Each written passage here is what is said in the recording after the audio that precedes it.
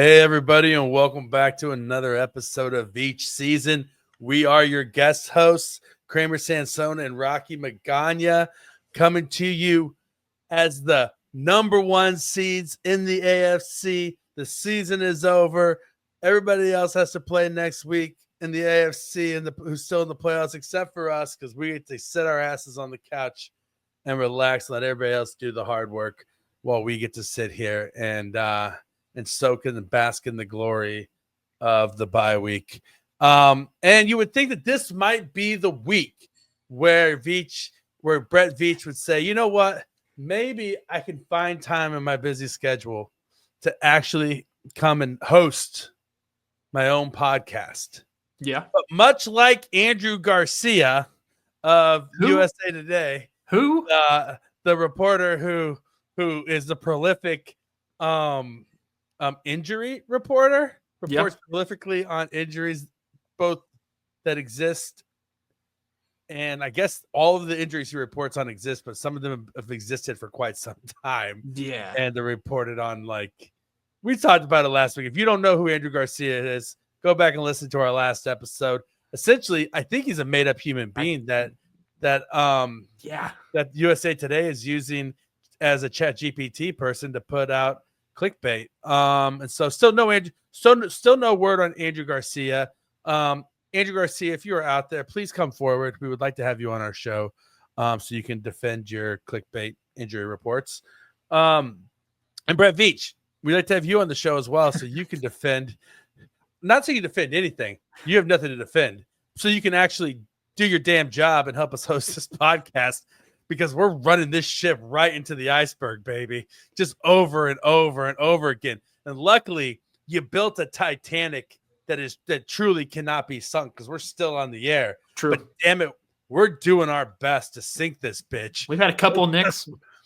It just won't go down. Like, there's some scratches on the hull, and it's making some groaning sounds, but it's holding together. Surprisingly enough, this old tub is still afloat. Sounds like a good Tuesday night, if you ask me. It's a beautiful Tuesday night. Coming to you on a Tuesday night instead of a Monday night because, Kramer couldn't be bothered to record during Monday Night Raw. He said he had a work obligation, but we all know that it was really Monday Night Raw on Netflix that he was actually watching. So he could not be bothered to. Could not. Much like Brett Veach, he could not be bothered to host his own podcast. So we pushed it back to recording to today. Krame Dog, how are you, buddy? Doing good. Better now, but it's obviously such a great day when I can talk to you, especially, I don't know, when it's football or non-football related stuff. How's your tits and nuts? Are they both frozen off? You guys? No, we got cold weather there. Yeah, right now I think it's like maybe 2 degrees outside. Wind chill's kind of blustery. There's a lot of snow outside. It was fun driving up to St. Joe yesterday afternoon, and it wasn't good. Highways was aight, but hey, made it back there to where I'm at here in North Kansas City, so we're all good. There's lots of snow. Hey, be safe, people. As long as you're safe, be safe out there, people. Yeah. Here in Florida, we have a frost advisory tonight. It might frost. Yeah, dude, I saw that Disney World might have snow. Yeah, it's getting down to 38 degrees tonight here, people. You can go outside in your shorts? Yeah, I will go outside in my shorts still. This afternoon, when the frost advisory came through, I was like checking the forecast, and it was 50 degrees outside this afternoon as a high, but it said 50 degrees, feels like 62. I was like, how the hell does that work? Yeah, how does that work? Because the humidity is because the humidity is still at like 55%. And so it felt fantastic on January 7th of the recording. Yeah. If you get it in the afternoon and the sunshine at the right time, it feels okay. Right now, it's a little chilly outside. I would cry me a river. I may not go outside barefoot. I may put on my flip-flops before I walk outside this evening. But with it being down in the 40s currently and the temperature's still going down. There's a foot of snow outside my window, buddy. Listen, we're not trying to compare. You don't have to one up each other. We both are going through inclement weather. Yeah. I had my friend was supposed to come over and watch the Chiefs game with me on Sunday at my house. And then I was like, well, if you feel like it's safe to drive in this weather, since it was down to 45 degrees outside. Yeah, but don't you guys have a problem with iguanas falling from the sky? We do. When it gets cold, we do have problems with iguanas falling out of trees. That's crazy. They freeze and they Yeah, it's fall. like you just gotta brush them off to the side. Yeah, they're pretty big. You just got to kind of like really, you can hear them coming, right? Like it's not. Has this happened to you before? You can hear it coming. No, I've never had an iguana fall on me, but they're large and like they say like you can hear them like rustling in the branches on their way down, kind of thing. And like so it's so terrible. I shouldn't laugh. That's it's.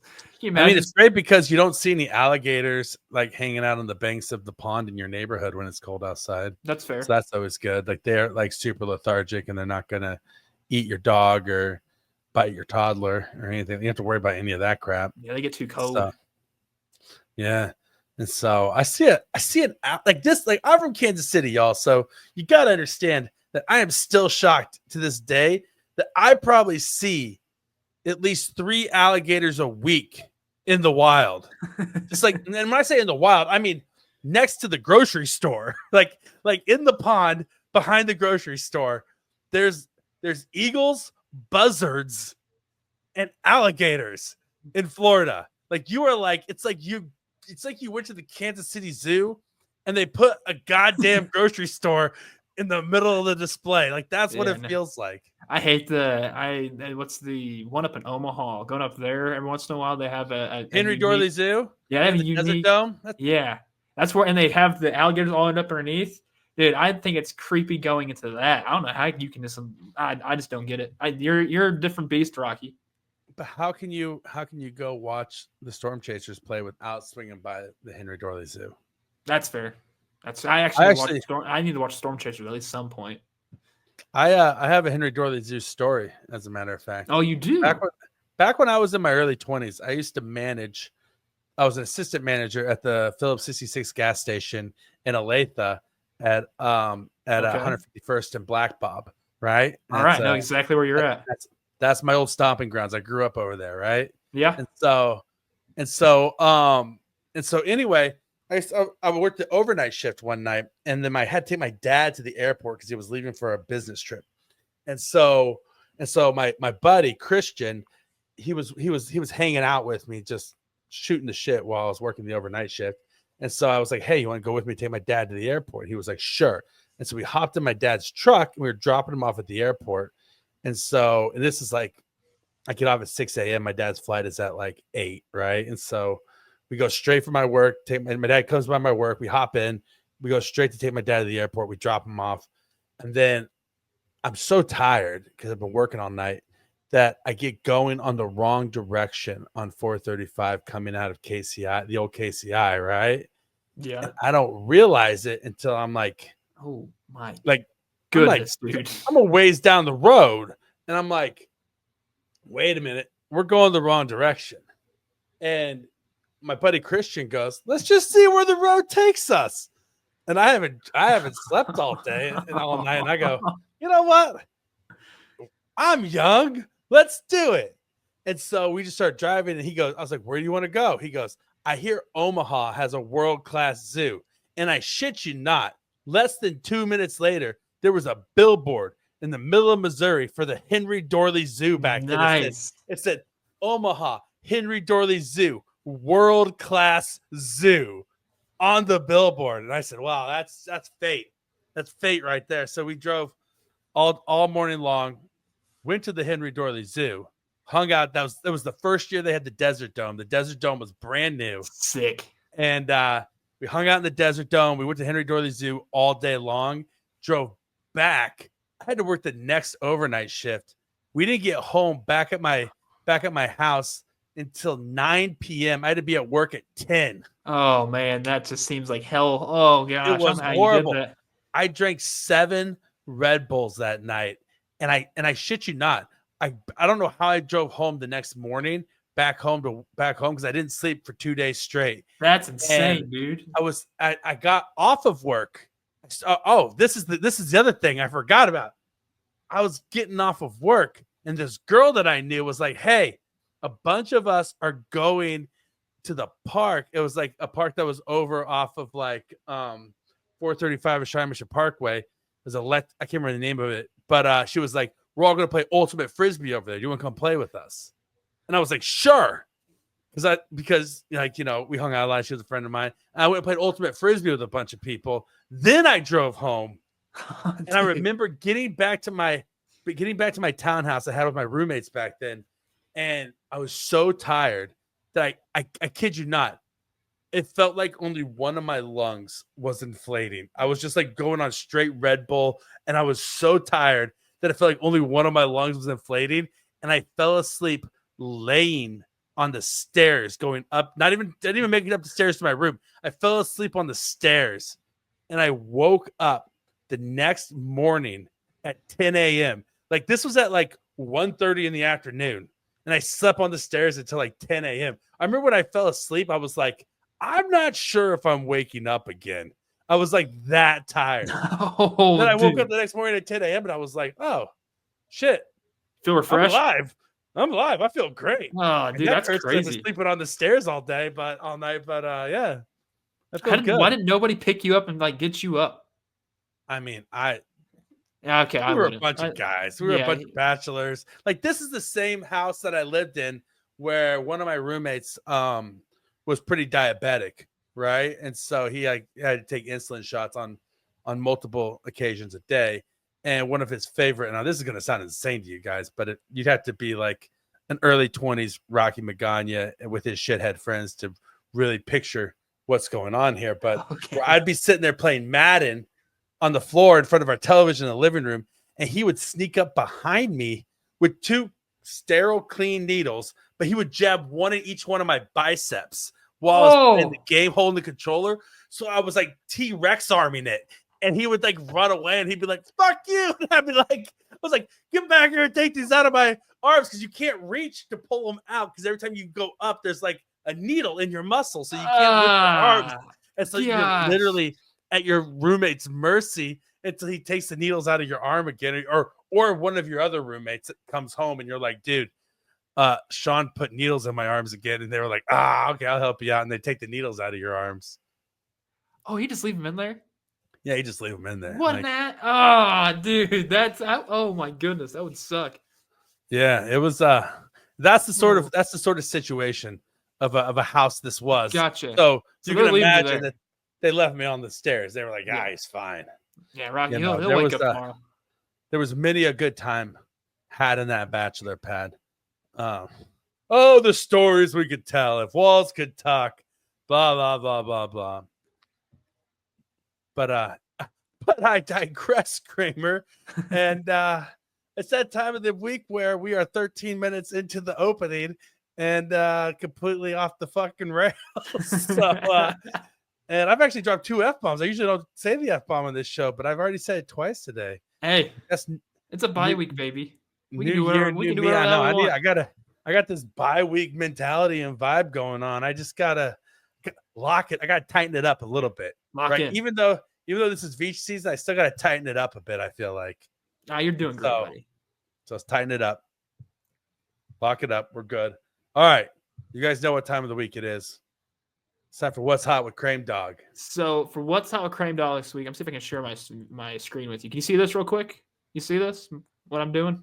I see it. All right. So if you're watching this on YouTube, then you'll see what's going on, but I will also explain what's going on. So What's Hot with Krame Dog this week?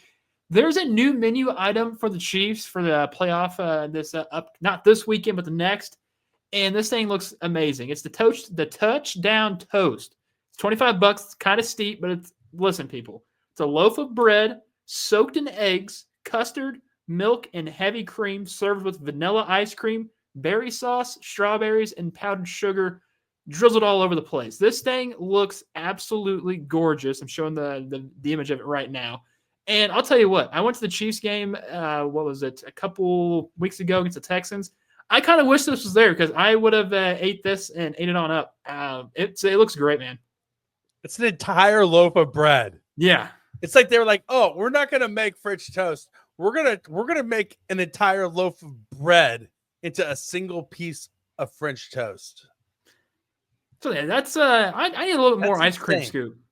Well, I tell you what, like just you reading off this description to me, you're like custard and ice cream and milk and heavy cream and all this. And It's like good. like my lactose intolerant, like I'm not a lactose, I'm allergic to dairy, like extremely allergic to dairy. I'm about to shit my pants just looking at it. Like it's Uh, that bad. But I God, it looks delicious. tell you what, after It also looks worth it. Like I'm and like, oh man, that would hurt a lot if I ate it. And then I'm also like, worth it. this would be something to like soak up all the alcohol you pre-gamed with out there in the parking lot, and this is your dessert when you come on in. Like that's what's perfect about this is because this is catered to the people who've already are tailgating or coming in just to have a snack. Seriously, this is what happens when you've like shotgunned a 12-pack of PBR on the way from your car into the game. And then I feel like you've done this also, before. oh my God, I 100% have done that before. There was it was a Chiefs Raiders game years. What was the Chiefs Raiders game where Larry Johnson scored the game winning touchdown in the final seconds? Was that 07? Something like that. So me and my dad went to that game together, 08. and we were supposed to get there ahead of time and like tailgate, but he had like been at the bar pretty late the night before, and he was late picking me up by like an hour and a half. And so we got there just in time. Like we got there like 30 minutes before kickoff, and he had a 12-pack of Bud Light, and I had a 12-pack of PBR, and we were like, well, we can't take these inside with us, and we got to drive home after the game. And I kid you not, he was like, "Do you think we can drink these before we get inside the gate?" And I was like, "Challenge accepted." And we each drank a 12-pack on our way into the stadium. That's impressive, dude. That's and impressive. I tell you what, I was drunk. Well, I mean, it takes a minute while you're standing there walking to get in. I mean, everyone has to file in the line. Yeah, no, I got them all down, and then I immediately went and took a huge leak in the bathroom. As you should. That's a lot of liquid going in you. I was about to piss my pants. And then we each went and bought 2 of those gigantic sausages with peppers and ate them. And then I fell asleep by the end of the second quarter. And then I woke up I woke up at the beginning of the fourth quarter. How do you fall asleep there? Oh man, I can sleep anywhere, dude. I fell asleep at an AC/DC concert one time down at the Sprint Center. Like Back in Black, like whole 9 yards. I slept there. And I can sleep anywhere, man. It's impressive, actually. I wish I could sleep like that. Insomnia brain over here, dude. I could sit there. I could literally drink 6 pots of coffee and then close my eyes and fall asleep. Oh, dude, I wish. Like with 6 toddlers kicking me in the nuts, like simultaneously. Like I could literally fall asleep anywhere in any situation. Sounds like there was one time when I was in the Peace Corps.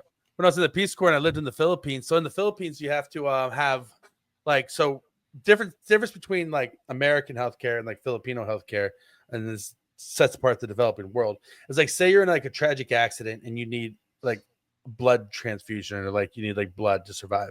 Yeah, there's no blood banks in the Philippines, so you have to go out and source your own blood. So you're like, so it's like it's not uncommon or weird for somebody to come into work and be like, hey. And they like everybody knows what everybody who in the workplace's blood type is, and they'll come up to your desk and be like, "Hey, would you mind leaving work, going down to the hospital, and donating 2 bags of blood real quick? Otherwise, my brother's gonna die." Kind of thing, because he was in a car accident. Yeah. And like every boss is like, "Yeah, go." Like it's like a reason, like a known reason to leave work is to go to the hospital and donate blood to save somebody who's life of somebody you work with. Right, like but also with that, there's no pharmacies inside of the hospitals either. So any medicine that the doctor prescribes, right, for your care. So say like I'm in the hospital with like a huge like lung infection and I need these antibiotics to survive.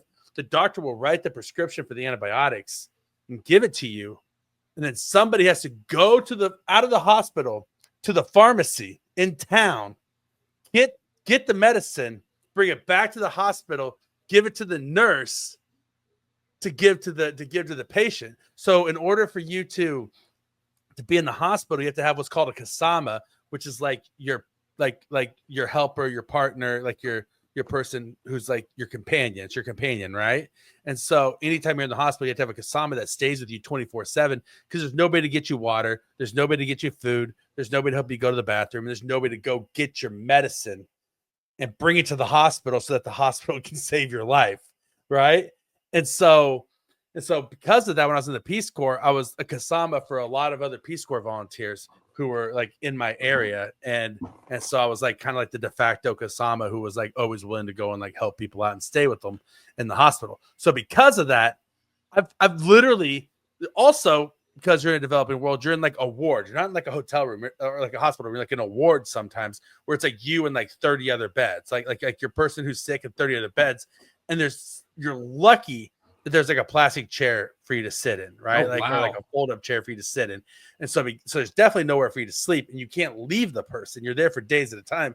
So I would like grab my sleeping bag and I'd like crawl underneath the hospital bed in the ward and sleep on the floor underneath the hospital bed in a Filipino hospital ward, so that my buddy like needed medicine or food or anything. So literally, I can tell you, I can sleep anywhere. Yeah, it sounds like you can. Underneath a Filipino hospital bed. That's hey, I learn more and more new stuff about you each week, buddy. I tell you what, when the older I get, the more experiences you have and the more crazy shit you can tell. That's fair. That's all it is. Anyway, but I digress. We are really, really off the Veach season, baby. Veach season, baby. And Tanya, Chiefs, they don't play this week. Who Chiefs don't play this week? The game was shit. We don't really want to talk. Oh gosh, it was so bad. I turned it off. I had to. I couldn't watch. It wasn't even a game. And like I was doing a post game show, so with Brian B. Shinen, and so I was like, wow, I gotta watch the game. And I was so tempted not to when the local broadcast switched away from the game to like the other game. Yeah. And I was like, I had to like literally get my buddies DirecTV, like not DirecTV, I mean YouTube TV Sunday Ticket login to like continue to watch. I had to make effort. I had to make an actual concerted effort to continue to watch that dog shit of a game to finish it all the way through. I feel like an idiot that I thought Carson Wentz was going to score a touchdown. Like I thought it was going to be a crazy fun one for the Chiefs, but no, he looked horrible. It was bad. But then again, the blocking was horrible. Don't get me wrong; like his blocking was horrible, but dude held onto the ball way too long, short armed everything, and was inaccurate. He looked like he hasn't thrown a football in 4 years. Luckily, we won't have to see him in the playoffs. Hope. I don't think we will. I think Pat will find a way to get back out there, even if he does get hurt. I mean, we've already seen it already happen once. So. But my goodness, that was a shitty football game, to say the least. But you know what? Who cares? They had the number 1 seed locked up. Does it really matter? It doesn't. Yeah, it doesn't matter. It doesn't matter. They had the 1 seed locked up. And we're now into 2025, looking forward in this new year to this. Do you know what's crazy, Kramer? I graduated high school 25 years ago. Impressive, dude. That is insane to think about. It's impressive that I graduated high school. Let's get that out of the way. But the fact that I did it 25 years ago, I mean, I don't feel like a guy that should be 10 years for me.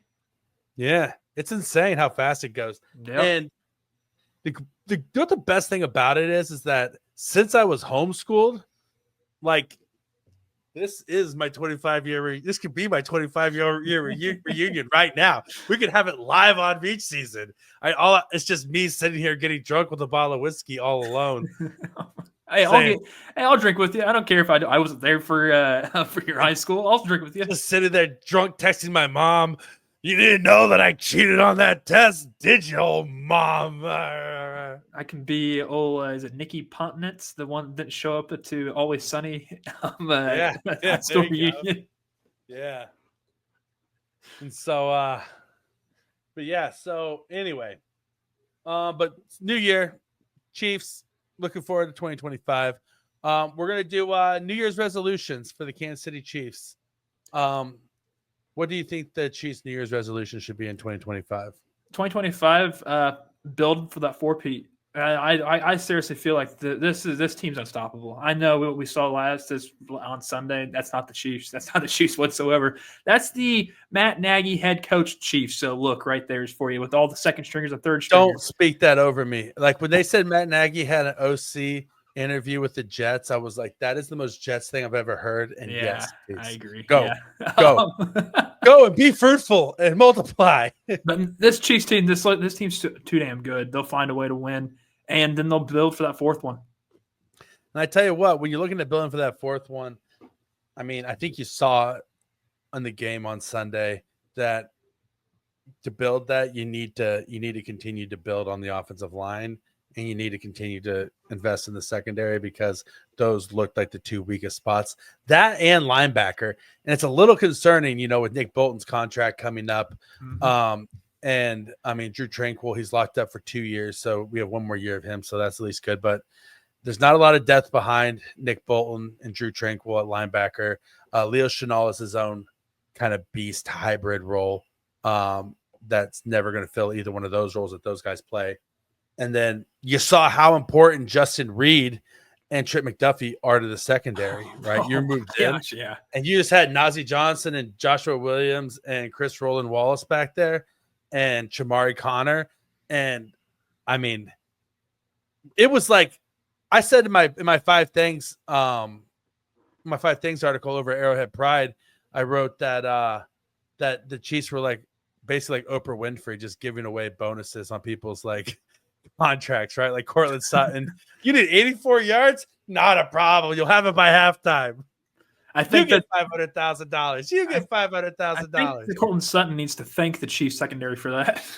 Yeah, he like needs to take their asses out to dinner or something. Jeez Louise.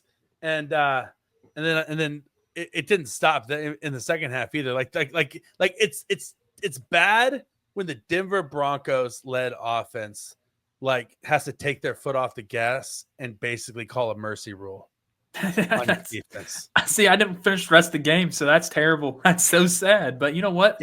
Happy that Sean Payton didn't run it up like he used to. Well, it's 38-0. So they ran it up enough. But the game ended with the Denver Broncos essentially kneeling the ball and then punting it away and saying like, okay, we're done. And then giving the ball back to the Chiefs with like 2 minutes left. Nice. And so like they literally said, okay, we're done scoring on you. And we know you're not going to score on us. So here, you can just have the ball to finish the game. It was the worst Chiefs game you'll ever see. I saw a person on X say this is a throwback game what we used to watch. Well, so that's what we were saying. That's what me and Brian B. Shiner were saying. We're like, God, it felt a little good to watch in the sense that it was like, is Bob Sutton out there calling this defense? Is that Tyler Thigpen and Damon Hewitt at quarterback? Stancy's at you? Where's the head coach right now? Like Todd Haley, is that you on the sidelines? And so where's Romeo at? Yeah, where's Romeo at? You big old teddy bear, you grandpa, looking like Teddy Ruxpin out there. And so it was a throwback, and it did feel good, and it felt good to watch the game, knowing that it wasn't a game, and the game didn't matter, and the Chiefs just wanted to get through it. You knew that that they really didn't give a shit about how the game went when Steve Spagnuolo wasn't blitzing. Like he was like, we'll just play zone. And it's like, okay, all right, this is they're literally just they're like, let's get through this game healthy so that we can win. But I tell you, here's the thing. I don't know which feels better. I've been racking my brain of this since Sunday.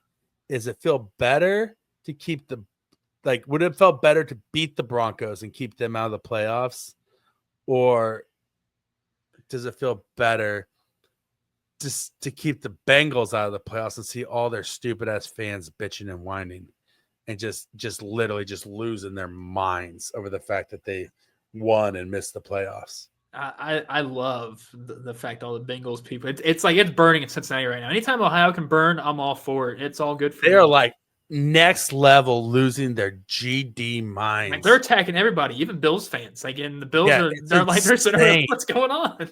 They're like, we did enough to make the playoffs. No, you didn't. You lost too many games. Clearly, they didn't. No, but Rocky, here's the thing: do you actually want to see Denver for the third time this year? I don't give a shit. I'm not scared of Denver. Not scared of Denver. I don't know. I feel like they gained way too much confidence. Even though they played secondary, the fact that you're playing a Chiefs team, who cares who's actually on the field? You beat them. Well, if that's the case, then we should have beat them. Yeah, I know, but still, the mindset they have is completely different than what the Chiefs had in that game. Yeah, I know, but what I'm saying is like Kansas City's clearly not afraid of Denver though, either, because they weren't trying to beat them. They were like, okay, we're okay with Denver being in the playoffs because they played them close the first time with all the healthy guys out there. I'm just saying.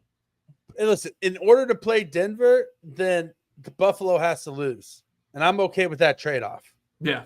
No, I agree. But I'm just saying, All day long, I'll take that trade-off. I wouldn't want to see Denver again. I just wouldn't. I don't give two shits about seeing Denver. I don't care about seeing Pittsburgh. I don't care about seeing Houston. The only two teams I'm afraid to, not even afraid to, but the only two teams that I would take seriously and be concerned about is Baltimore and Buffalo, just because there's so much history there and they always play the Chiefs close. True, but I can obviously see the Ravens doing something like they usually do and go away from something that's working, which they've done the last two times the Chiefs played them. So I'm less concerned about the Ravens because you know how I feel about their joke of a running back. I know. Even though he had a great season in Baltimore, you still have the week one mindset because that's what you saw him. Against everybody except the Chiefs. I know. I know. And the only thing, you have to stop Josh Allen if you're in the Bills. I mean, that's it. Yeah, you do. And yes, and the thing it's very hard. The thing with Josh Allen and the Bills that the Chiefs just don't get is, like I said this when they played him last time, just penetrate up the middle. All of his rushing yards come between the tackles. Like if you stop him up the middle, he doesn't run outside the tackles. Right? And so, I mean, that's the key to stopping Josh Allen on the ground. But it's hard. It's better. It's easier said than done because he's a big ass boy. That boy was corn fed. That boy was corn fed on out in the country. Yeah, like Wyoming, right? Is it Wyoming? Raised right. Yeah, he's a ranch hand. Yeah, he is. That's what they used to say. Like, so I grew up wrestling, right? Wrestled my entire life.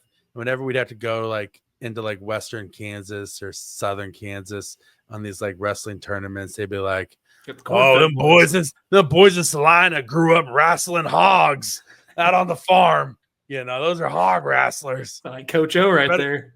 You better be ready. And so, us Olathe boys going out to Salina and wrestling those corn-fed hog wrestlers. So that's how Salina is too. That's it is how Salina is. That's how Chanute is. All those places. Anything out there in Western Kansas, I wouldn't trust it. Hutchinson, all that. That's where my mom's family's from. For real? It's Burton and Hutchinson and Wichita Marysville. Area. Yeah, all of those. Oh yeah, all those areas. So believe me, I know them well. Oh, I bet. Yeah. So shout out to everybody in that area. Shout out. Love you guys. Yeah. So anyway, though, New Year's resolution for the Chiefs. Yeah, I think it's fix the line, fix the secondary, and I would say honestly, focus on bringing back the core. Like I know there's this idea that the Chiefs are going to move on from Trey Smith and Joe Thuney after this season. I think they're going to try to bring them both back. I think that Joe Thuney has proven his versatility and usefulness this year to where he's almost you have to have him. And I do not believe for 1 second that they don't believe Trey Smith is a crucial core member of this offensive line. Yep. They believe in him. They want him here. He fits the culture. He didn't allow a single sack this season. He's a Pro Bowl guard. And I'll beat a dead horse on this because I think it's very important. He saved the assistant general manager's son's life. Yeah. At the parade. Yeah. He's not going anywhere. And so I think the Chiefs are going to try to they're going to re-sign Nick Bolton, I think, as well. Listen, You signed Joe Tooney as a tackle? No, I think he's looked good for whatever he's been putting out there at tackle. he has. I think that you keep Joe Tooney as your emergency break glass tackle Gotcha. that you have, and I think you keep him where he truly shines. I know that our buddy Caleb James over at Arrowhead Pride, love you, Caleb. Shout out. Talked a little bit about how Kingsley looked really good. He thinks Kingsley looked good and like he could possibly hang at left guard. I respectfully disagree and don't think that Kingsley can hang at left guard. I don't think he is good at left guard, and I don't believe him as a left guard. Mm-hmm. And so I think that the Chiefs, it's like So are they eating that draft pick? Kingsley, yeah, I think so. Ultimately, I think I don't know. I don't want to say he's still so young. I don't want to say that because like that's like saying that the Jets technically ate the Geno Smith draft pick. The Jets technically ate the Sam Darnold draft pick as well, right? You know what I mean? But like that's because they gave up on guys too early. The Jets ate the Mekhi Becton draft pick. Man, the Jets are just eating a lot of guys that are turning out to be okay. Shocking. Bad organizations give up on guys too early. Yep. You know what I mean? And so I'm not saying they're eating the draft pick, but I'm saying we always said that he needed a redshirt year and that he would not be ready to play this season. Yeah, that's true. No, I know I've said that. Yes. But what I'm curious is for the Chiefs in general, if you're not here to grow a guy, you're here to get this guy in here right now and win. Like that's just the mentality this Chiefs has had since 2019. 100%. I agree. And so I think that my approach to the offensive line this offseason would be re-sign Trey Smith, re-sign Joe Tooney. You're stuck with Juwan Taylor for one more year. That doesn't mean you can't see if Wanya Morris could develop and outplay him. He looked kind of bad on Sunday. Yeah. He looked very bad on Sunday. I'm saying, and at his natural position too. Yeah. I'm not saying he didn't look good. I'm not saying that he's the answer. But then draft another tackle this year high in the draft. And we'll talk about that a little bit. But and I mean, I'm talking first 2 rounds. You have to draft a tackle in the first 2 rounds of this draft. And it has to be and instead of drafting a low floor, high ceiling guy like you did with Kingsley, you need to draft the opposite and draft a high floor tackle in this draft. You need to draft a guy that you believe is going to be, doesn't have to be a Pro Bowler, but needs to be a functional starter in the NFL. And I believe that, I mean, honest to God, because like, here's the thing. There's guys that the Chiefs, I want the Chiefs to draft that they're not going to draft because they're not going to be available. Like Kelvin Banks Jr., who we'll talk about here in a little bit from Texas, is not going to be on the board at 32 or 31 or 30 or 15, right? Like he's going to be off the board in the top 15 picks. The Chiefs aren't going to sniff Kelvin Banks Jr., who I think is heads and tails far and away the best offensive lineman in this draft. Like there is nobody else like him in this draft. You can say, you know, that some of the other guys, you know, are comparable. They're not. He is one of one in my mind in this draft. But that doesn't mean that there's not a guy who could play at a high NFL level. And I think that John Connerly Jr. out of Oregon, their left tackle. John Connerly Jr. Yeah, he's been the Oregon's left tackle the last couple of years. Oregon's won a lot of football games. He's got a big ass. Yeah, and Abdul Carter for Penn State, he is going to be a top 10 pick, and he handled Abdul Carter just fine in Penn State's game against Oregon.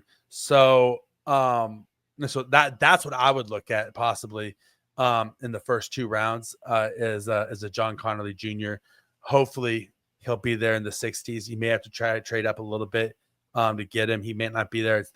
He'll be there at 32 probably for sure, but I would hope to be able to grab him in the second round.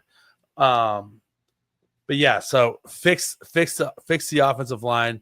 And then in the secondary, there's a guy that we'll talk about here later on that I think might be a steal for the Chiefs in the secondary. Before we get to that, I want to talk a little bit about something that really grinded my gears this week. Oh. And listen, there's a guy named he works for ESPN, previously worked for the New York Times. His name is Don Von Natta Jr. He was born in Boston. A Yankee elitist. Worked at the New York Times. Now works at ESPN. He's just dripping and saturated with like East Coast bias, right? Oh yeah. And just like so because of that, he's a Yankee. He's a Yankee, and also because of that, he's also a Pats fan, right? And so what does this mean? It means that he does not want the Chiefs dynasty to succeed for multiple reasons. Because we're flyover country, because we're not the Pats, because we're a threat to Tom Brady's Golden Dick dynasty. And so because of that, nobody's put this upon him. He chose upon himself to take to Twitter after the Chiefs game on Sunday and claim that the Kansas City Chiefs were taking a dive and they were the low light of the NFL season. So here I'll show those of you on Twitter, those of you who watch us on YouTube, I'm putting it up on the screen here. But here's what his tweet said. The Chiefs taking a dive today is the low light of this NFL season. Whether their incentive was only rest or also blocking the dreaded Bengals from the playoffs, it's just a supremely bad look and likely self-sabotaging for a team hoping to three-peat. He goes on to say later in this Twitter thread that he thinks that the 23-day rest is too long and that that's why the Chiefs are self-sabotaging. And when somebody criticizes his claim and calls him a B-level journalist, he replies by saying, I have 3 Pulitzer Prizes. Oh, this guy's a pompous ass. Yeah, like it throws that card out. I have 3 Pulitzer Prize awards. 3 Pulitzer Prize. And here's the deal. You pull out your ass, bud. I'm not going to begrudge a guy for his accomplishments. A Pulitzer Prize is a huge accomplishment. It's on my bucket list to win a Pulitzer Prize. I shit you not. I want to win a Pulitzer Prize someday. And so winning 3 of them is an exceptional achievement. Now, saying I won 3 Pulitzer Prizes is also like Andrew Wiley saying that he won 2 Super Bowls. Because he won 3 Pulitzers as a member of a team of investigative journalists for the New York Times, and his team won 3. The teams that he was on were awarded Pulitzer Prizes for their work 3 separate times. And so, yes, not taking his achievement away from him, he won 3 Pulitzers. But it's not like he wrote 3 novels that won Pulitzer Prizes. You know what I mean? Like for his solo work. It was a team effort. Still an amazing achievement, not taking it away from this guy at all. But also, just because you have an amazing achievement doesn't make you infallible and your opinion infallible, right? And to throw that out there doesn't shine your turd of a take any more than you did before. Because guess what? Like you could be right about a bunch of stuff, and you could be a very talented writer and be a talented investigative journalist, which he now is an investigative journalist for ESPN, and still be wrong sometimes, and that's okay, right? There's more like you have more credibility when you can admit that you were wrong about something than doubling down, and in this case, and like throwing out like, oh well, I had 3 Pulitzers, so you're obviously wrong. Right? Like, obviously, newsflash, I don't have 3 Pulitzers. But I did, but it's the same equivalent of pre-draft. I was like, Xavier Worthy's going to suck. He's not an NFL wide receiver. He can't hang. He's going to get hurt. Blah, blah, blah, blah, blah. Yeah. I said every single piece of that, and I was wrong. It's okay to be wrong. It's true. It is okay. It's okay to be wrong sometimes and to have a bad take. Eat your L's, like celebrate your L's. I was wrong. That's fine. But to double down and say, well, I have 3 Pulitzers, so you're wrong.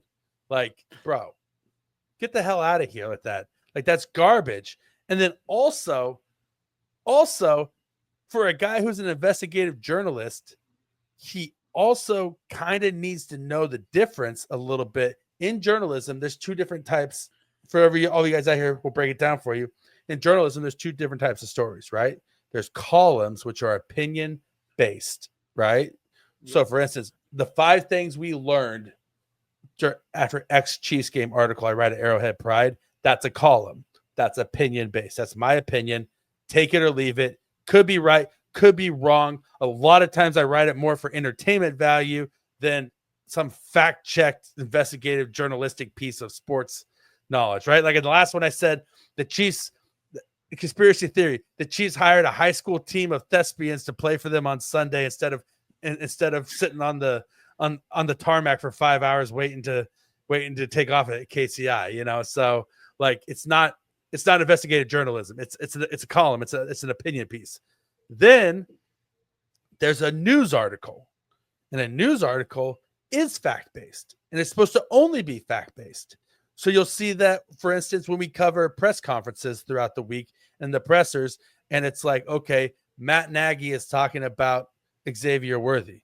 I'm relaying what Matt Nagy's words were, quote for quote, without giving my opinion on the matter whatsoever about what he said during the press conference, because I'm relaying the news as a sports journalist in that instance. It's not my opinion. It's Matt Nagy's opinion. I'm just telling you what Matt Nagy said about Xavier Worthy in this instance. And so for this guy to sit here and take an opinion and then try to pass it off as fact and then defend it as fact, it's like, bro, you should know better than that. Mm-hmm. And I mean, not going to begrudge a guy. Guy's had a great career. Guy's been very successful, done a lot of things. But there were times in the past in his history where he has been accused by his own counterparts outside of the New York Times as passing off opinion as fact in his journalism. Oh, come on. He researched. He had a really big, like, long research piece for the New York Times about Rupert Murdoch and the Fox News agency, and as kind of a takedown of Rupert Murdoch. And listen, you're not ever going to see me defending Rupert Murdoch. I think he's scum of the earth. But in that piece, he quoted a lot of anonymous sources that some of his counterparts at other news agencies said seemed to be possibly not 100% factually told, like conveyed, and that there was a lot of his own opinion in the piece and his own opinion of Rupert Murdoch. And the fact that Rupert Murdoch at the time was the New York Times's biggest competitor, you know, there was a lot of people that he was called the New York Times's enforcer, right? That's like, he's the guy he's like their inside guy that's just going to go out there and do the dirty work for the company, right? Like that was who he was described as. And so he should know already that an opinion is not a fact. And to think and that's, I don't know, I'm spending way too much time on this. I get it, guys. But last thing I'll say, for a guy who has won 3 Pulitzer Prizes, you have won the pinnacle of our craft, right? There's nothing higher than a Pulitzer Prize, right, for journalism. You won 3 of those. Would you take Andy Reid's opinion if he told you how to write a news article? No. Andy Reid's won 3 Super Bowls. I'll take his opinion on what it takes to win a Super Bowl over a guy who's won 3 Pulitzers. Why? Because Andy Reid won the Pulitzer of football 3 times in a row. He knows what to do with his team. He's not taking a dive. This idea that you're taking a dive is something that you take when the mafia is pressuring and threatening to kill your family if you don't go down in the 3rd round. Or you take a bribe, right? Or you bet against your own team like Shoeless Joe Jackson, right? You know, even though Shoeless Joe Jackson didn't take a dive, I know it. I know he didn't take a dive, but he was expected to, right? You know, it's like taking a dive is when you do something detrimental to yourself or your team, and it's the finality of the event, right? The Chiefs didn't take a dive. The Chiefs had a tactical retreat. They voluntarily sacrificed the battle to give themselves a better chance at winning the war. They retreated to preserve their strength because they said, okay, the battle at Mile High Hill over here is not important to the war. This is a useless landmark to us. We don't need this territory. in order to win the war. So we're going to pull out our troops, consolidate them back in Kansas City so that we can make a surge to these other 3 cities and hopefully win the war and walk home with the Super Bowl. And so that's what the Chiefs did. And so this idea that they took a dive and they're the low light NFL season and that they're the only team doing it is also laughable. They're not dodging the Bengals. There's a reason why fantasy football leagues end in week 17 and not week 18. If you play in a week 18 league, you should reconsider what you do for life. Exactly, because nobody's playing, right? Unless that team has to win in order to get a seeding, like you saw with like Minnesota and Detroit. Everybody rests their players. Buffalo rests their players. You know what I mean? Like it's like that's what you do. This isn't the first time it's happened. Patrick Mahomes got his first start because Andy Reid rested Alex Smith. You know what I mean? And so like, and I trust Andy Reid off of a extended bye for his players. And also, it's not like people forget how good that Chiefs defense is. You know, Mahomes is still running with the ones. I mean, it's like, do we forget about how good that defense is? If you think that it's very bad for this offense not being able to stay in sync, stay in unison in this one measly little game so it can go for a bye week so they're not playing the next week. Who cares? Who cares? This is a small-minded guy that only wants to make sure his sports fantasy still stays in his reality. And because once Mahomes gets that three-peat, we're not. The dynasty talk of New England's over. Like that's done. Like that's the second greatest dynasty ever this century. So that's what will happen when it's February 7th, 8th? Whenever the Sunday is, February 9th. I was getting there. We're counting the days. 9th. And here's the other thing is, man, it's a month away. That's wild. That's crazy. Is that when you don't like the Chiefs, right? Or you don't like a team, like I don't like the Patriots. I didn't like the Patriots dynasty. When that's going on, you'll find any reason to try to discredit them and have it be an excuse for why they're not going to succeed. It doesn't make your excuse correct. And your Pulitzers don't make your excuse correct. Don Van Natta Jr. I wish you nothing but the best in life. I wish you nothing but continued success. And congratulations on your amazing achievement of being a triple Pulitzer winning journalist. Moving on. Enough time spent on that Twitter nonsense. Let's talk about some other Twitter nonsense. Okay. Tyreek Hill wants out of Miami. Oh yeah. Do you bring him back, Kramer? No. Why? Why would you need him? Why would you need him? Why wouldn't you need him? I think they're okay. Rashee Rice coming back. We'll see how many games he actually does truly play. I'm curious. I'm very curious to see how many games we'll see Rashee Rice play next season.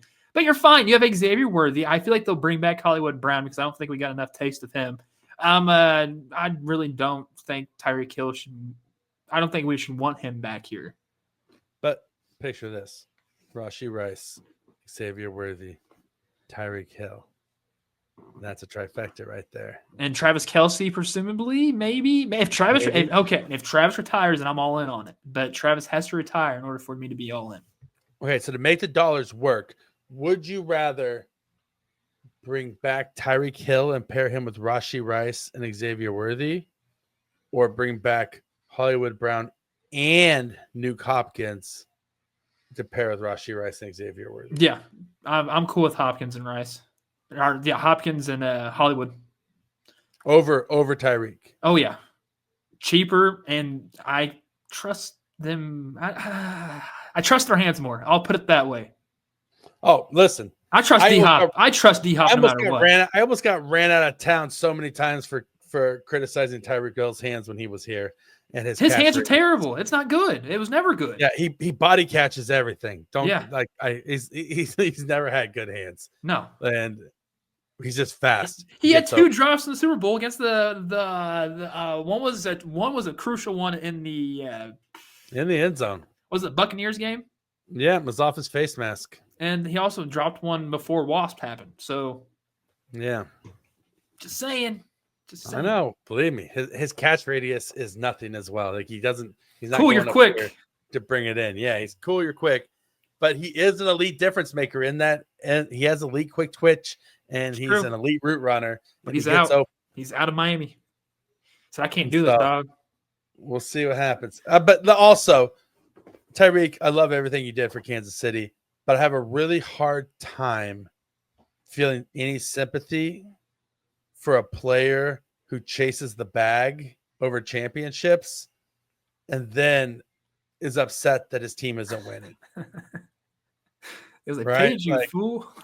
Yeah, because they paid your ass, right? Like the Chiefs had you were about to put pinned to contract with the Chiefs, and then Devontae Adams signs with the Raiders, and you're like, oh wait, I want to make more money than Devontae Adams, and so you stomped your foot and got yourself out of town, and now you're like, wait, I don't want this. Okay, I hear you.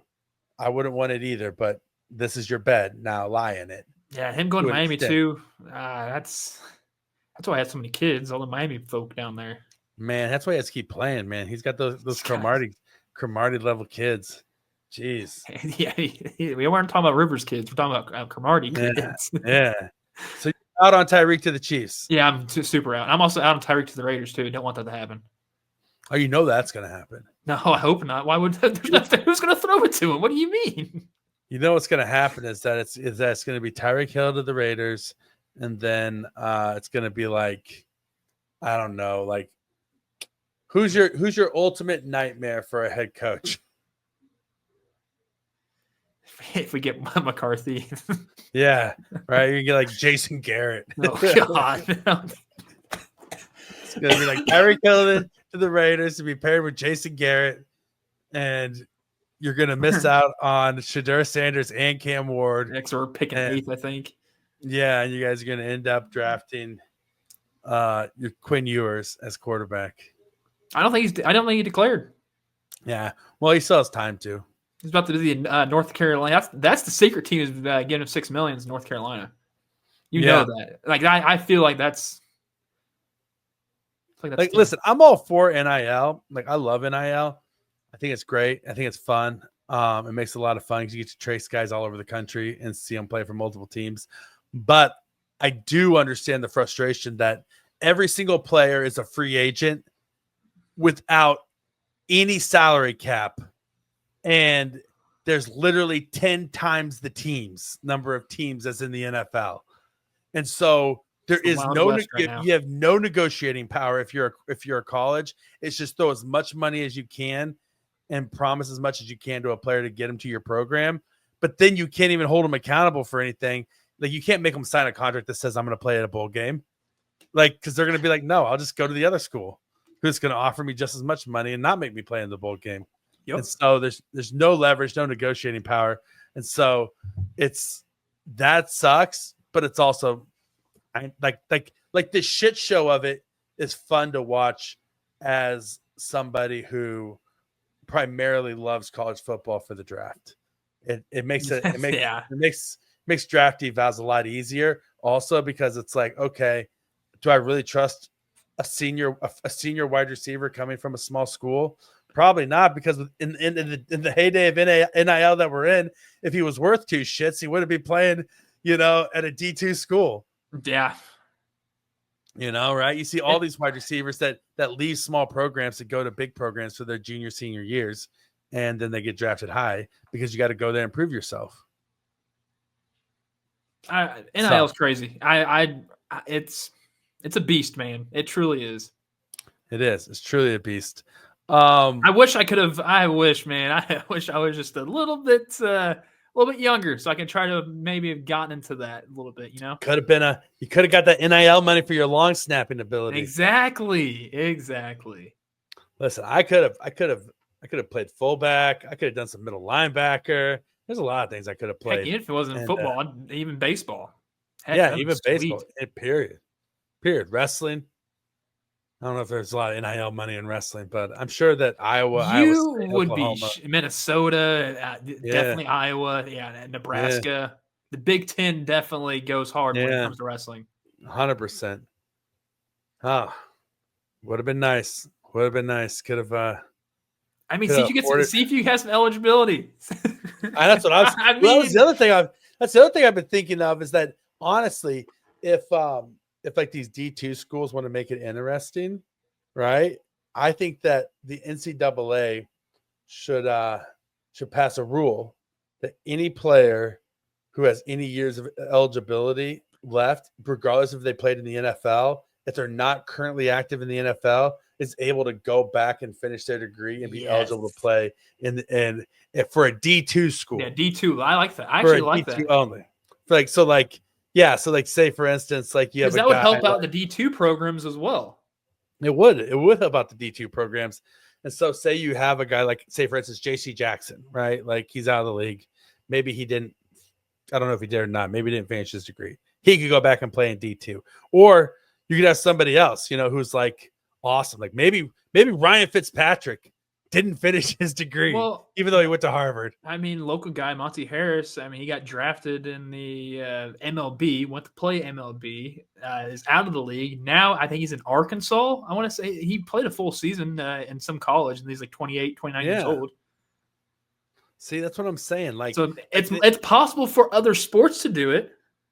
Yeah, it'd be great if, say, we know Travis Kelce has his bachelor's, but if there was an all-time great player who didn't ever get his degree, like Steve Smith Sr. Did Mahomes get his degree yet? Oh, see, that's what I'm saying. I don't know. Get him at the Missouri Western once he retires in the NFL. Yeah, get him out there. Like Michael Vick should be a player coach. Yeah, that'd be sweet. I don't know if we could do that, but that would be fun though, or a guy like Michael Vick, right? Get him out there. You know how funny that would be, see Mahomes go play like a 50-year-old Mahomes. Like, yeah, I got a couple more throws. It would be so fun. It would be like what was that the movie? You ever see that movie Necessary Roughness with Sinbad and oh, bro, this is like late 80s, early 90s football comedy gold. It's called Necessary Roughness, and it has Scott Bakula. Kathy Ireland is the team's place kicker, and Sinbad is an offensive lineman on the team. Got a good cast. Yeah, it's a great cast, and the whole premise is that it's this college program that sucks, and so this coach is trying to turn the program around by bringing in all these misfits kind of thing, And Scott Bakula is a 35-year-old former quarterback who they bring in to play in college. Yeah, he's basically Doug Flutie, right? And so essentially that's what this is. And so, or the movie The Replacements, right? It's like a college version of the movie of The Replacements, right? And so, I mean, NCAA, make it happen. I don't want to see these guys coming in trying to play for Ohio State and getting their heads taken off and blah, blah, blah, blah, blah. No, F that. I want to see them playing D2 football and just still mossing people and dominating. That'd be sick. I'd love that. It'd be fun. Maybe torturing these 19, 20, 21-year-olds. But yeah, you know what? It's all for fun. It'd be so good for attendance for the programs. It'd be so great for visibility into these small school programs, True. And HCBUs. It'd be great for HCBUs. Right, Yeah. No, I agree. But I'm not sure. But you have to lump them into the D2 category when I think that they're trying to propel themselves to D1. Yeah, they are. But still, I'm just saying in general, it would. Yeah, I got you. Oh yeah, no, I get no. That would trust me. That'd be interesting. It'd be fun. It would. All right, moving on. Now that we've had that sidetrack, who do you want to see the Chiefs play in the playoffs? Steelers. Yeah, me too. I want to see the Steelers. Yeah, I think play the Steelers twice. They look so bad, dude. I'm just pissed we can't play the Steelers and the Texans. Well, who do you think is going to win the first round? I think it's going to be the Texans. You think it's going to be Texans? Chiefs are. Yeah. Do you really? I wouldn't mind seeing them. I saw the eye test in person, and the Texans are clearly so far behind the Chiefs already. I'm fine with it. I mean, I feel like it's going to be the Chargers, Chiefs and Chargers. I think that's what's going to be, and it's going to be a fun one. I hope they can get the streak going. That's all I'm going to put it there. But if Jim Harbaugh is there, oh man, I'm not afraid of the Chargers. Slow, methodical. So I'm okay with the Chargers, but I want the Steelers. Yeah, that's the one. Bad. I badly want the Steelers. And then in the AFC Championship game, Give me Baltimore. I think give me Baltimore over the Bills. I think it's the AFC Championship game is going to be Chiefs Bills. I can't believe you think the Ravens are going to beat the Bills. That's wild. No. I want to play the Ravens. I think. You want to play the Ravens? I think I the want to Bills. play the Ravens. I think the Bills are going to win. I think it's Chiefs Bills. I think it's Chiefs Bills. I would like to play the Ravens. I'm happy that it'll be in Arrowhead instead of going to Buffalo this time around. It's true. You know, it's going to be exciting. It's going to be a fun next 3 games. Got 1 month left. Because I'm expecting us to do the full month because I mean it's the Chiefs. I don't see them not making the Super Bowl. No, I mean it's a failure if they don't. That's the whole thing. Like we backed ourselves into this. They backed themselves with their own success into the corner where like it's if they don't win the Super Bowl, it's a failed season. And then I have to be a Chiefs fan. Yeah, and you have to be a Chiefs fan. But at the same time, there's other teams where it's the same way. Like if Buffalo doesn't make it to the Super Bowl this year and win, it's a failed season for them. They've had too much success and not gotten over the hill yet. I feel the same way about Baltimore. Now, Pittsburgh, the Chargers, Houston, they've already had successful seasons. The Detroit Lions and the Minnesota Vikings already had successful seasons. I would say Philadelphia falls into the already had a successful season category because of the meltdown they had last year down the stretch, and missing out. I think that Green Bay's already had like in the NFC, it's wide open as far as like there is no like team that failed to get over the hump. You know what I mean? Kind of thing. And so I would say it's Buffalo and Kansas City and Baltimore are the ones that have the most to lose, and Kansas City far and away has the most to lose with all of this. All right. We are technically a draft podcast, Kramer. That's how this whole thing started. At our roots, we are a draft podcast, even though we haven't talked about the draft at all this season. We are a draft podcast, and after the season, we will revert back to being draft. A draft podcast. Everybody, we are. Veach season is an NFL draft podcast. So because of that, we need to turn our attention because I don't know if you're aware of this. The college football playoff is still going on, baby, and there's 2 games this week. And so I thought we'd go down and we'd talk a little bit about the 2 matchups and some players to watch who could possibly be wearing a Chiefs uniform come this time next year, trying to help them 4P. So the first game is Penn State versus Notre Dame. Before we get down to the players, who do you got in this game? I actually have Penn State winning this one. I didn't think Notre Dame would make it this far, but I think Penn State. 100% have Penn State in this game. I think that they're going to win. That defense is too damn good. That defense is too damn good, and that running game is too damn good. And yeah, they don't pass the ball a lot, but they do have some weapons. Tyler Warren will be the first guy I'm talking about in this game for Penn State. Penn State's tight end Tyler Warren. Watch his tape. He is a 10 out of 10 elite level athlete at that position. We're talking 6'5", 6'6", 275 plus pounds, and runs, jumps, power. We're talking like faster than Gronk with the power of Gronk, kind of power. Good hands, agility, vertical, like whole package. The only area that he needs to work on is concentration catches, which happens sometimes. Like Travis Kelce early on had concentration catch issues. Tony Gonzalez early on had concentration catch issue problems, and then also contested catches. With his size and athleticism, he should be better contested catches than he is.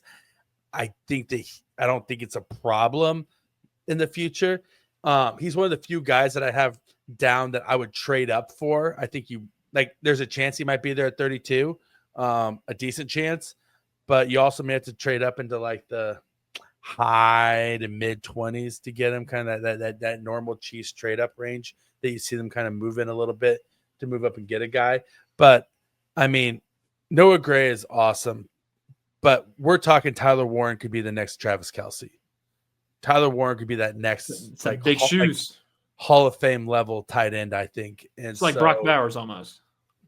Yeah, I think.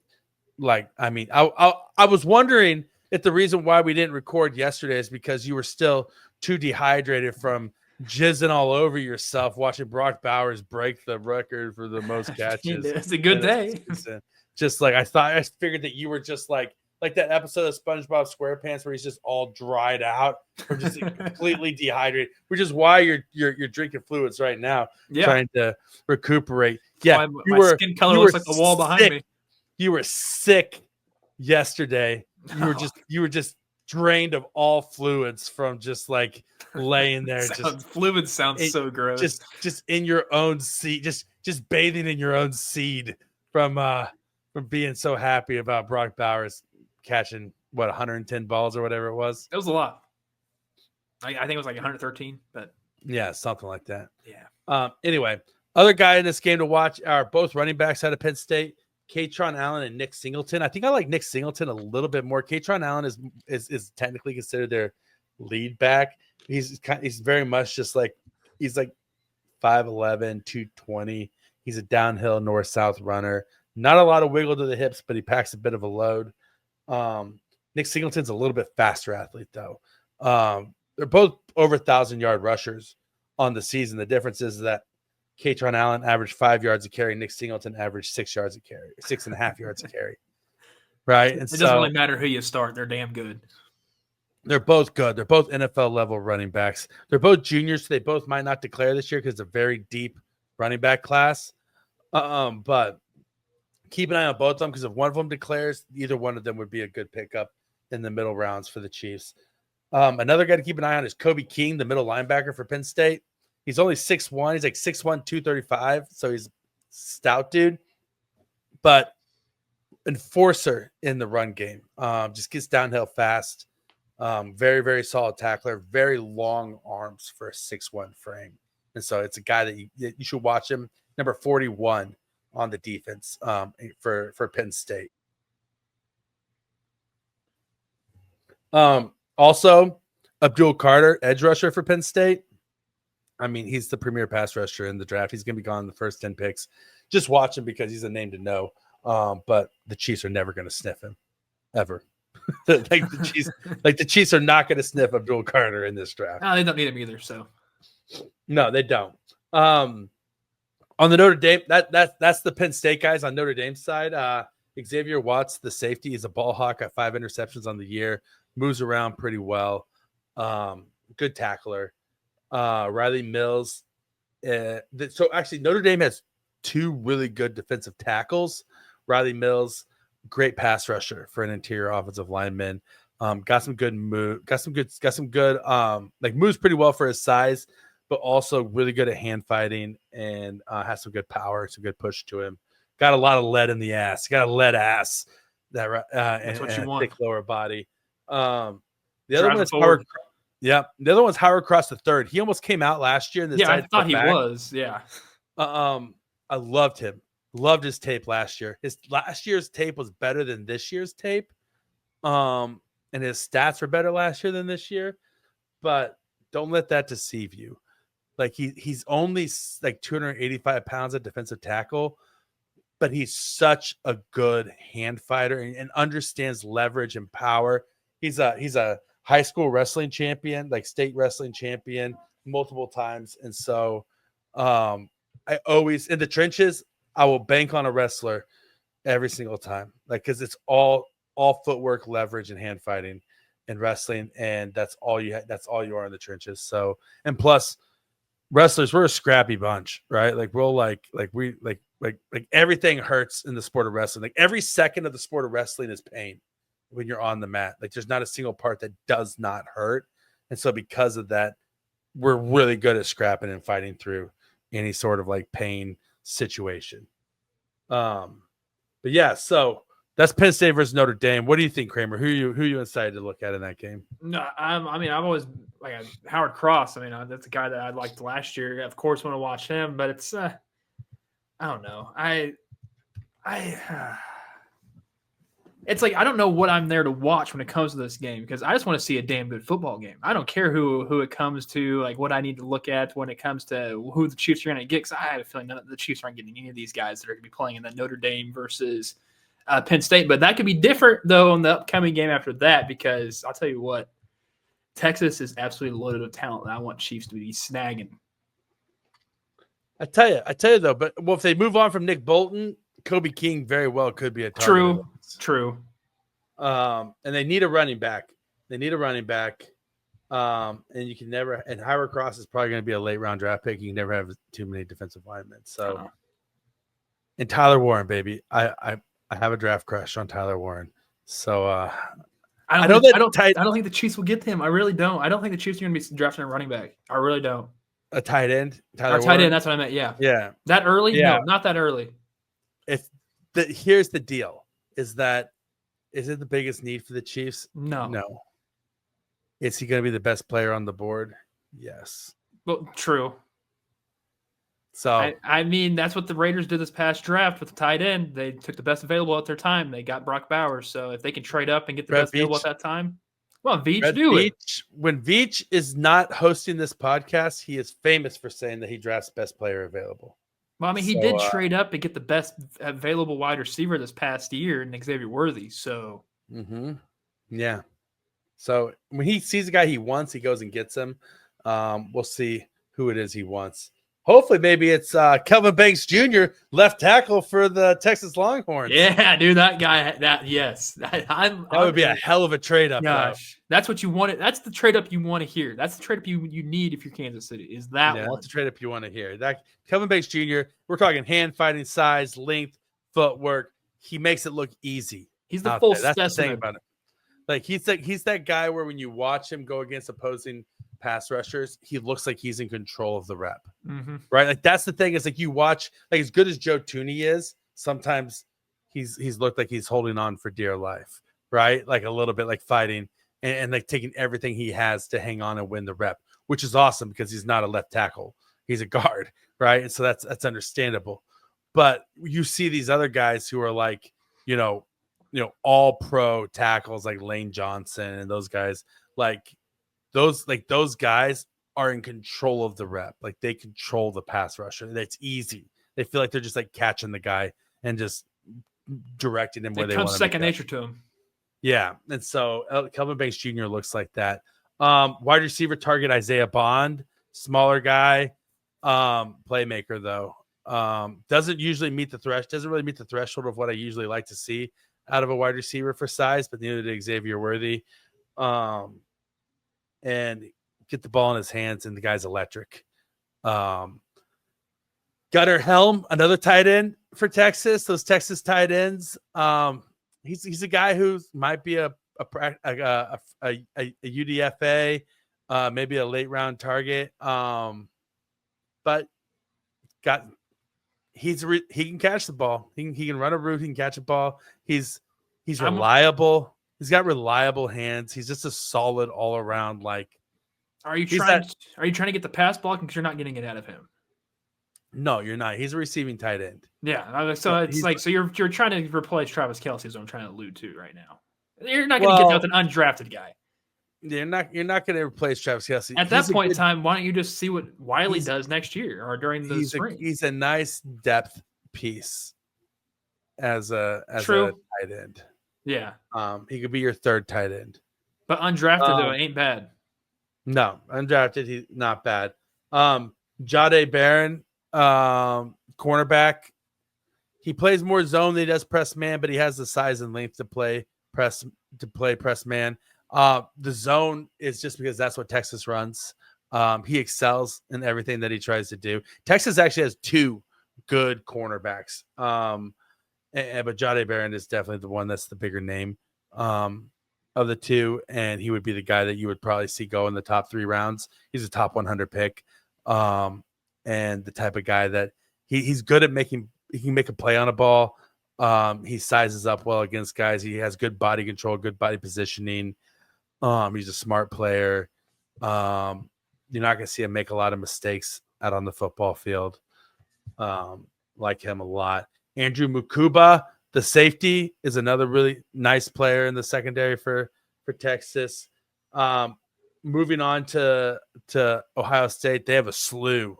Ohio State has a slew of pro prospects on their team. They got Emeka Egbuka, probably the best. Who would have been the best slot receiver and the most pro ready wide receiver in last year's draft? Not the highest ceiling, like we talk about, like high ceiling, but the highest floor wide receiver last year would have been Emeka Egbuka. He would have been the most pro ready coming in.